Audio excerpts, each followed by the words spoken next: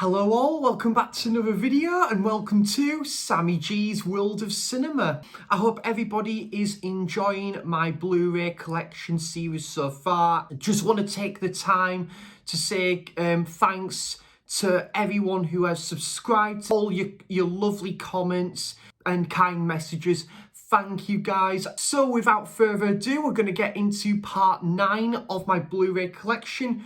And we're going to start with Birdman. Left field at times, you know, it's got a bit of an ambiguous sort of side to it. I think that the way the film is structured and that is absolutely impeccable. Just running away and then he runs into into the middle of this stage play. Quite an original film as well. Same director of The Revenant, which would come out the year afterwards, because this is 2015 and then the next one, The Revenant, would come out in 2016, well, here in the UK anyway. So this guy would have two wonderful films, back-to-back years, absolute ensemble cast. Michael Keaton, Edward Norton, Andrea Riseborough from South Shields or from Whitley Bay originally, Amy Ryan, Emma Stone and Naomi Watts. Weekend by Andrew Haigh, who just recently brought out the LGBT film All of Us Strangers with Andrew Scott and Paul Mescal, which was very, very good. Went to the cinema to see that. It's going up for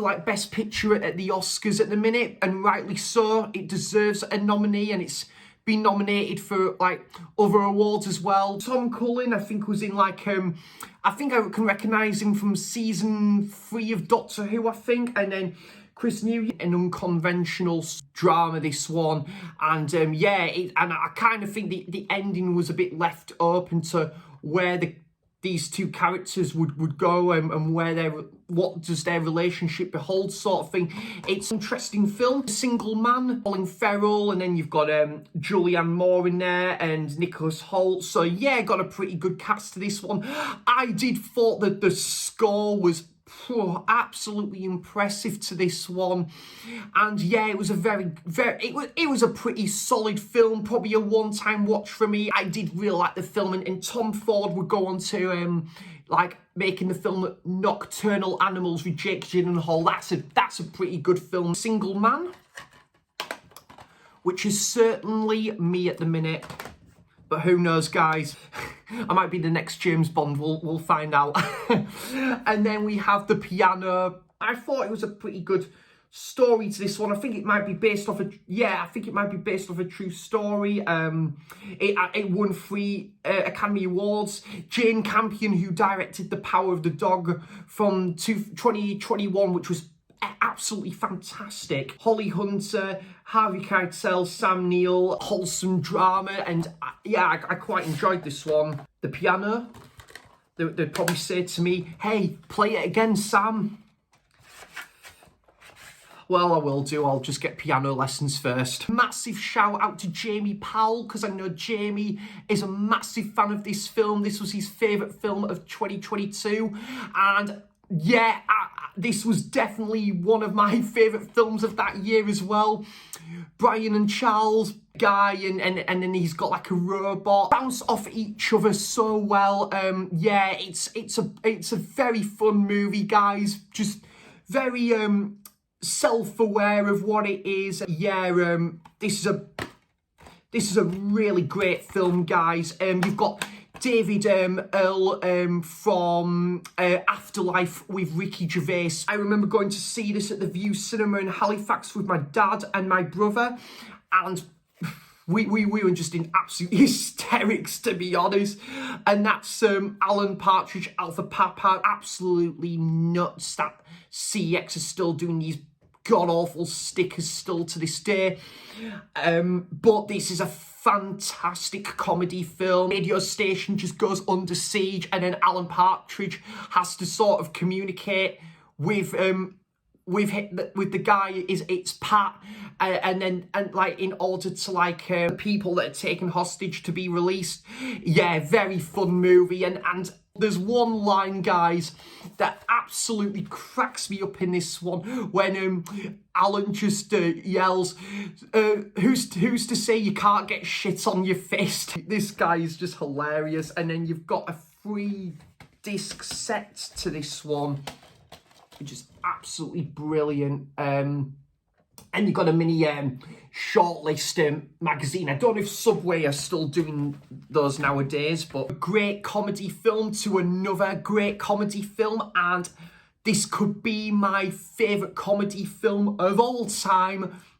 One that was always a kind of one that's a bit of a childhood staple, and would always have a lot of repeat viewings in like my house, in my household growing up. Monty Python and the Holy Grail. Love this film so much. You know, it's just absolutely entertaining. It's got such a wonderful, flamboyant, quirky, it's just full of charisma, full of energy. All the characters are just that engaging. All the cast and crew are just having an absolute ball here. I can only imagine how so much fun this would have been when obviously the cast, the crew and everyone else was making this. It would just been absolutely fantastic. Where the film obviously is choreographed is absolutely exquisitely good. And I went to go and see this at Tyneside Cinema because Monty Python, it was the Holy Grail, the 48th and a half year anniversary screening. So to quote my friend Scotty, absolute quality. TV shows here, this is again probably my second or third favourite sitcom of all time. I absolutely love this. Fawlty Towers. Talk about a show that is just short-lived, guys. I am certain they could have made more episodes back in the day of this. But nonetheless, what we got here, guys, is absolute just comedy genius. Of course, I know Fawlty Towers is a show that wouldn't get made now. Nonetheless, absolutely fantastic comedy show. Basil Fawlty, John Cleese just absolutely steals the show. But you've got other great characters like Polly and Sybil and Manuel and the General. Yeah, it is absolutely off the charts, and it's so much fun. My favourite episode is probably like the horse betting episode. I actually want to watch this show again now. So yeah, great. I have to thank my brother Chris and my sister-in-law Sarah, because they got me this for like a birthday present, so thank you guys for that. Captain Scarlet and the Mistons, the complete TV series. I'm really glad I got this, because this again could eventually go out of print one day. I'm very happy to get this. £25 on Blu-ray for the full TV series. I really can't argue with that, because some TV shows on Blu-ray tend to go a little bit steep in price, unfortunately, a little bit out of my price range, but this was reasonable. And my goodness, guys, the Blu-ray transfer is stunning.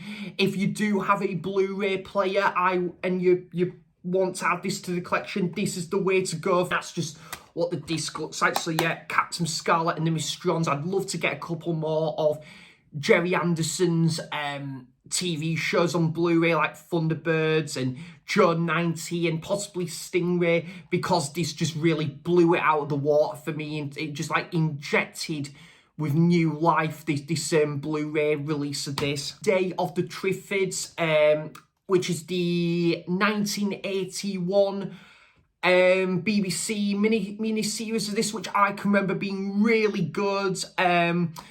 The Blu-ray transfer of this, guys, admittedly was nothing to write home about, but it was still great to get this, considering I've never seen this before. What you call a bit of a cult sci-fi staple, this one. Yeah, I really do like this. Kind of maybe similar ilk to like Invasion of the Body Snatchers. Really good stuff. I would definitely watch this again. I hope there was something for everyone here in like this installment in the Blu-ray collection series that I'm doing. Thanks for watching and cheers for stopping by. And until next time, I'll see you for the next video. Bye bye.